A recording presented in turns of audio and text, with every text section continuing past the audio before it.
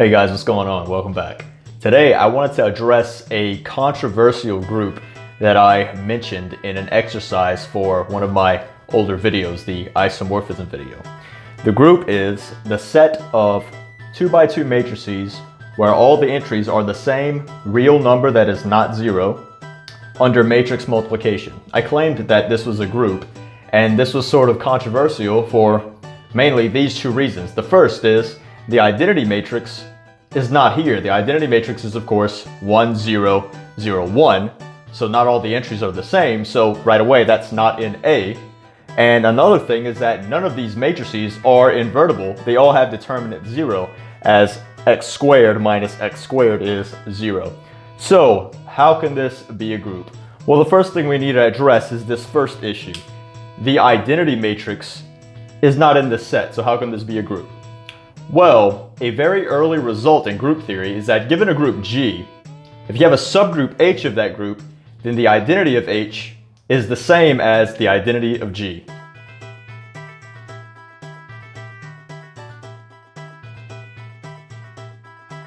So this says that given a group G and a subgroup H of G, the identity of H must be the same as the identity of G. So given this result, we have a problem, it seems, because the identity matrix is clearly not an A, and according to this, it can't have some different identity element. Except it can, because the set of 2x2 matrices under matrix multiplication is itself not a group. It is a monoid, as not every matrix is invertible, and hence, this result does not apply, as this requirement is not met. So this actually resolves our first issue we have here, because we can have a different identity matrix for this group. And it also resolves the second issue. None of these matrices are invertible. But remember, an inverse is a subordinate idea to the identity. The definition of the inverse of an element is that whenever you operate between the two, you get the identity. So whatever the identity is, that affects what inverses actually are. So the meaning of invertible in this group is actually completely different than the meaning of invertible in the usual sense for a matrix. So the way that we're going to show that this is a group is just to ignore all the screaming voices in our head of these issues and just use first principles. Show that it's a group in the same way you would show any set with an operation is a group. So in order for A to be a group, we need to have an associative binary operation. Well, we know matrix multiplication is associative. Restricting it to this set does not affect that. But we do need to make sure that matrix multiplication, or the set under matrix multiplication, is closed. We can't multiply two of these matrices in A and get something that's not in A. And this is pretty easy to see. If we take two of these matrices,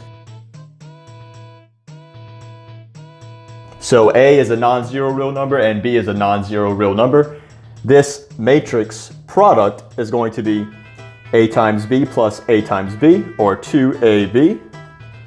And the same for each other entry. All of the entries are the same, and since A and B are non-zero real numbers, so is 2 times A times B.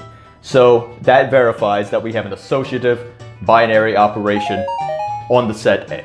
Now the next thing we need for A to be a group under matrix multiplication is an identity element. We know the normal identity matrix is not in A at all, so there must be something else that is acting like an identity just in this set alone. So let's try to find it algebraically. Let's take a matrix, say x, x, x, x, and we'll multiply it by this matrix n, n, n, n. And let's say that this does not change x. Well, on this side, this matrix product is 2xn, 2xn, 2xn, 2xn, and that has to be equal to x, x, x, x. So we can conclude from that that 2xn equals x, so that 2n equals 1, so that n is 1/2. And here we have deduced our new identity matrix. The identity of A is the matrix with all 1/2 as the entries. So we have our new identity in the set A under matrix multiplication. This is also a abelian group, so I don't need to check the other way. Now, we need to make sure that every matrix in A has an inverse, but remember, our identity is different, so the meaning of inverse is also different here. So let's take one of the matrices in A, say XXXX, and we'll multiply it by some other matrix, Y, Y, Y, Y, and we'll say that doing this gets us the identity matrix in A. Okay, so this says that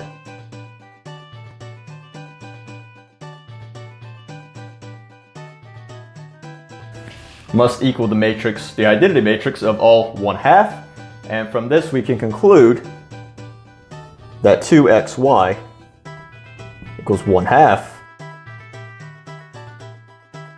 and so y equals 1 over 4x, and thus the inverse of the matrix XXXX is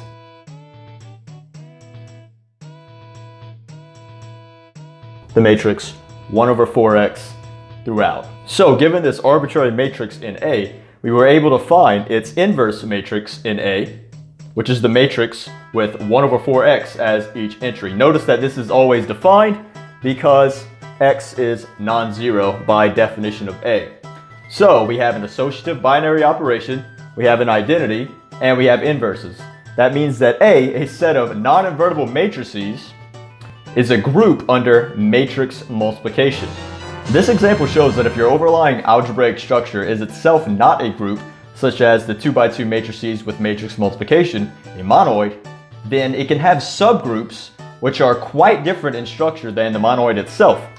A with matrix multiplication is a subgroup of this monoid, but it has a completely different identity matrix, and the notion of invertibility is also completely different. But nonetheless, A with matrix multiplication is a group.